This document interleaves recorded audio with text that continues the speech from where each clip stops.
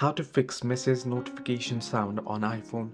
Hello everybody, welcome back into the channel. Today in this video I'll guide you on how you can fix message notification sound on iPhone.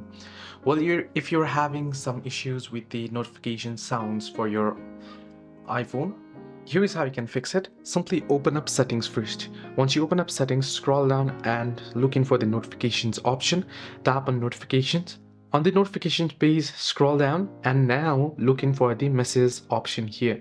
So once you find the messages option, tap on it. Once you tap on it here, scroll down and here you can see the sounds option. Tap on sounds.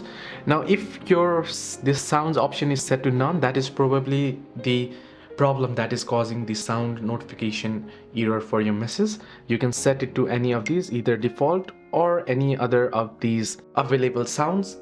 This is how you can fix message notification sound on iPhone. Make sure it is not on none. Hope this video helped you. Do like and subscribe, and do not forget to leave a comment down below if you have any further issues.